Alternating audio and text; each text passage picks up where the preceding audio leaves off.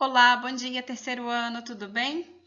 Como vocês já sabem, a partir do terceiro bimestre vamos fazer uma revisão de todo o conteúdo de química que vimos no ensino médio. Então, a gente vai partir lá daqueles conceitos iniciais sobre a constituição da matéria, sobre os estados físicos da matéria e relembrar vários conceitos importantes. Então, como vocês espero que saibam, a matéria pode ser encontrada nos três estados físicos, ou seja, sólido, líquido e gasoso. E as moléculas, os átomos, em cada um desses estados físicos tem características diferentes. No estado sólido, a gente tem, como vocês podem ver, retículos cristalinos, onde as moléculas não têm mobilidade, elas ficam ali aglutinadas. Já no estado líquido, existe ainda uma interação intermolecular entre essas moléculas, só que elas conseguem ter certa mobilidade, Então, por exemplo, a água no estado líquido, ela consegue ocupar o volume do recipiente, certo?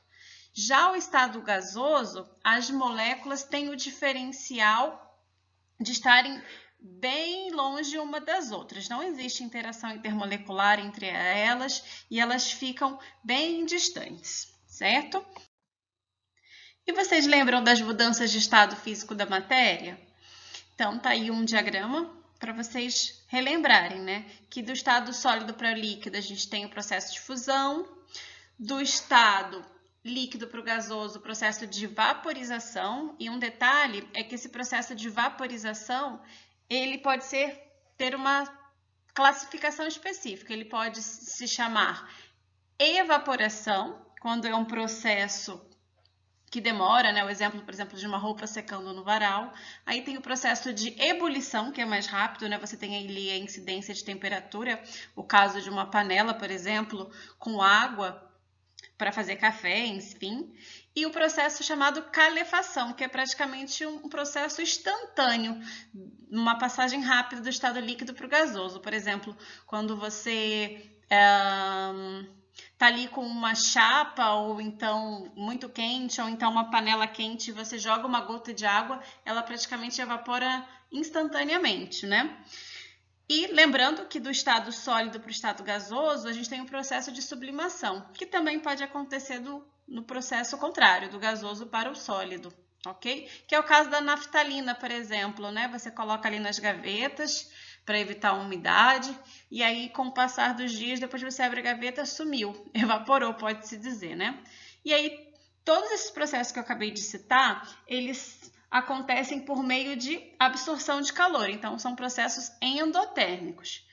E esses processos aqui de baixo acontecem por meio de liberação de calor, aí eles são exotérmicos, que é o caso da condensação, que é a passagem do estado gasoso para o líquido, e a solidificação do estado líquido para o estado sólido. Ok? Então, aqui eu tenho algumas imagens desses processos no nosso cotidiano, demonstrando que está bem presente em várias situações. Ok? Próximo tópico da nossa aula é saber diferenciar fenômenos físicos e químicos. Então, olha, algumas características.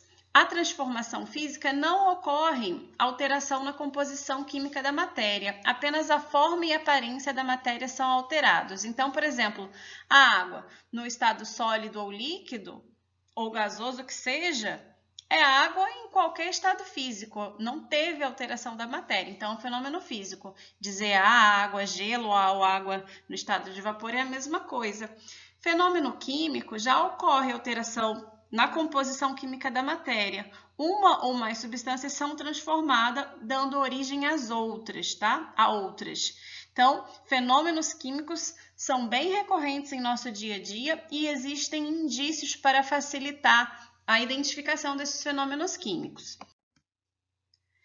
Então, nessa imagem, olha, eu trouxe justamente alguns aspectos de como detectar uma transformação química. Então, sempre vai ter mudança de cor ou formação de chama, variação de temperatura, liberação de um gás, formação de um sólido, liberação de cheiro. Então, por exemplo, qualquer processo de combustão eu já posso afirmar que é uma transformação química, ou então o apodrecimento de uma fruta, ou até mesmo de um alimento, o processo de oxidação dos metais, né? Aqui a composição do ferrugem, até mesmo o amadurecimento de uma fruta, porque pense, uma banana, né? Verde, ela tá verde, e aí quando ela amadurece, o que acontece? Ela muda de cor, né? Então, transformações químicas sempre vão ter algo para a gente estar detectando e sabendo diferenciar de um fenômeno físico. Vamos ver alguns exemplos agora? Então, nessa imagem, eu trouxe, né, alguns fenômenos físicos, ou seja, aqueles onde não há uma transformação na estrutura molecular, e sim apenas no seu estado físico, né, e não tem geração de novas substâncias. Então, aqui está, por exemplo, os estados físicos da água, né, as mudanças, né, essas transições de vaporização, sublimação, solidificação, sempre água, independente do seu estado físico. Papel, por exemplo, papel amassado, ou papel cortado, ou papel linear, não deixou de ser papel. Vidro normal ou vidro estilhaçado também, lata ok, lata amassada, todos esses são exemplos de fenômenos físicos. Já nessa imagem, eu trouxe exemplos de transformações na estrutura molecular, né? Então, foi gerado novas substâncias ali. Como eu disse, processo de combustão é um fenômeno químico, processo de enferrujamento, processo da fotossíntese também é um fenômeno químico, o processo de metabolismo e de digestão também. Então, olha um detalhe importante, nem sempre há indícios de um fenômeno químico, né? A fotossíntese, por exemplo, você consegue ver esse sistema de troca de gases, formação do oxigênio? Não. Então, nem sempre vai ser acompanhado, mas os indícios facilitam bastante saber diferenciar um fenômeno físico de um fenômeno químico. Agora vamos falar um pouco a respeito da composição da matéria. E como sabemos, né, a matéria é formada por substâncias, ou substâncias puras, ou misturas de substâncias que encontramos na natureza. Mas do que são feitas as substâncias, né? Elas são feitas por moléculas, que por sua vez são feitas de átomos, né? Em outra aula, mais adiante, a gente vai relembrar as partículas elementares dos átomos, falar a respeito da evolução dos modelos atômicos, mas, a princípio, acompanhe aqui essa representação. Então, a gente sabe, né, que os átomos, eles fazem as ligações químicas para se tornarem estáveis e, com isso, a gente tem a formação das moléculas. Então, aqui eu tenho, olha, a representação do gás hidrogênio, uma ligação covalente entre eles, que também a gente vai rever ao longo, né, desse final de semestre. E também eu tenho aqui um exemplo da formação da molécula da água. A gente tem 2 átomos de hidrogênio, um átomo de oxigênio, que por meio de uma ligação covalente forma-se as moléculas. Agora que relembramos o conceito de átomos, de moléculas, vamos lembrar a classificação das substâncias. Ela pode ser simples ou composta.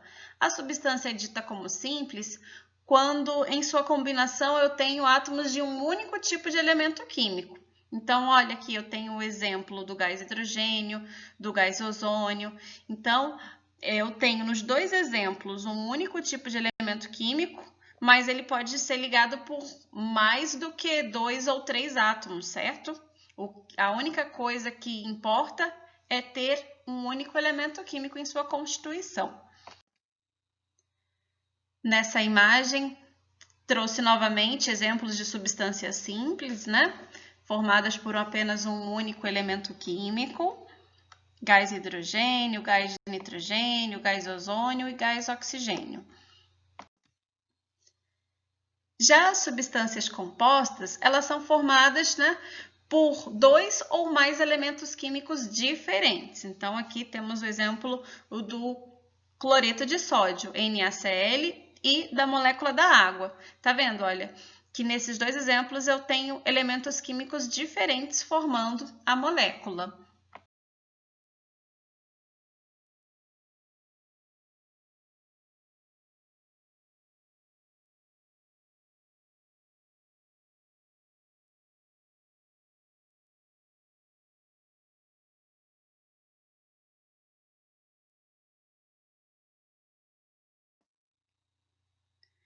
E agora, pessoal, uma informação importante. O conceito de substância pura. Porque tanto a substância simples quanto composta pode ser caracterizada como uma substância pura, tá? As substâncias puras, elas apresentam propriedades específicas que podem ser utilizadas para diferenciá-las, tá? Mas, em suma, ela tem as seguintes características. Elas apresentam unidades estruturais, quimicamente iguais entre si, composição fixa, do que decorrem propriedades fixas, como densidade, ponto de fusão e de ebulição. A temperatura se mantém inalterada desde o início até o fim de todas as suas mudanças de estado físico. Então, um exemplo clássico é a água, mas não a água que a gente toma contendo sais minerais, e sim a água pura, tá?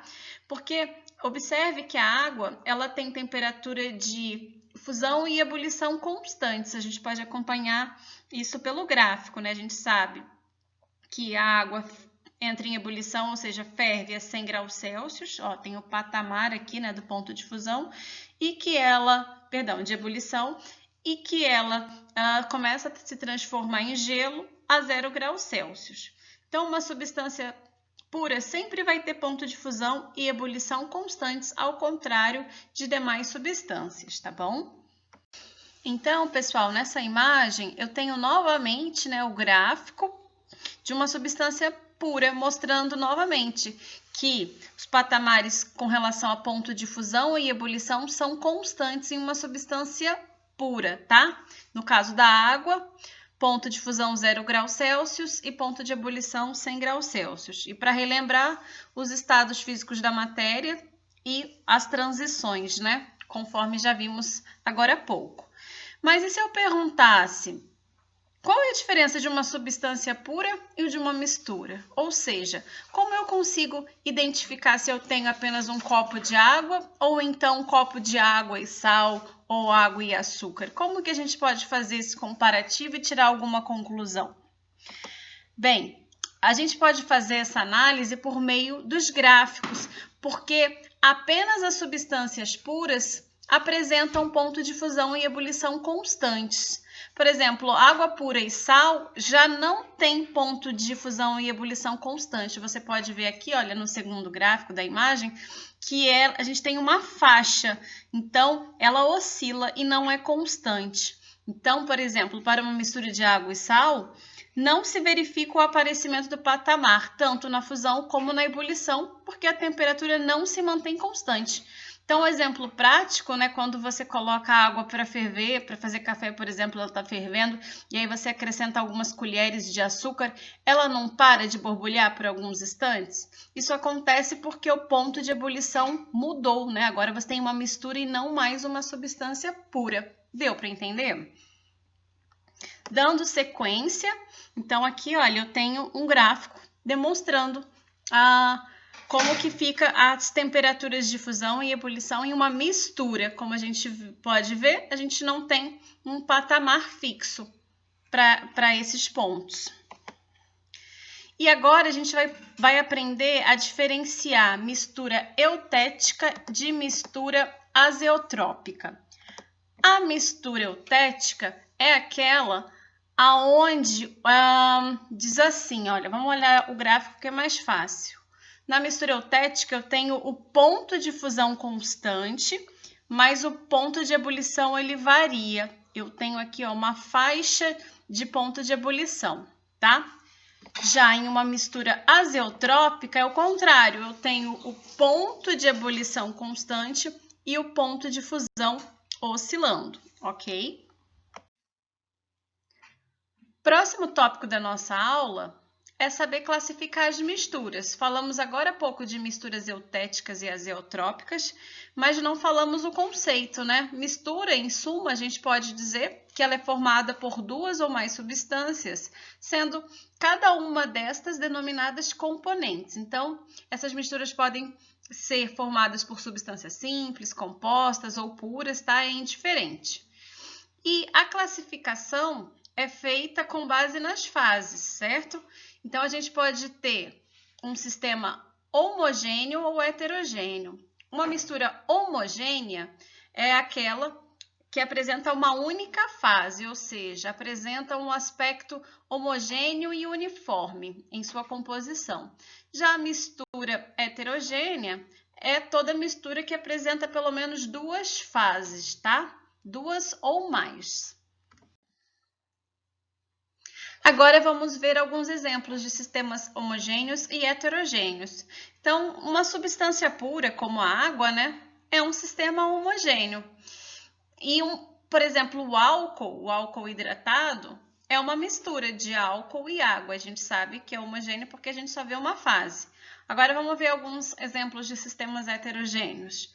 A gente tem a água, né, como substância pura, mas no estado líquido e no estado sólido como gelo. Então, eu tenho ali, ó, duas fases. E um exemplo de mistura, água e óleo. É nítido que eu tenho ali duas fases. Poderia ser também água e areia, e aí tem uma infinitas possibilidades de exemplos de misturas heterogêneas.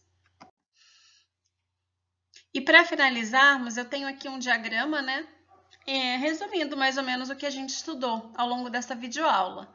Então, a gente tem exemplos aqui, né, de substância simples, substância composta, a diferenciação das misturas homogêneas e heterogêneas. Então, por hoje é só, pessoal. Eu espero que vocês tenham entendido. Tentei falar o máximo de informação possível em menor tempo. Espero que não tenha ficado muito embaralhado, porque eu tentei falar rápido, enfim.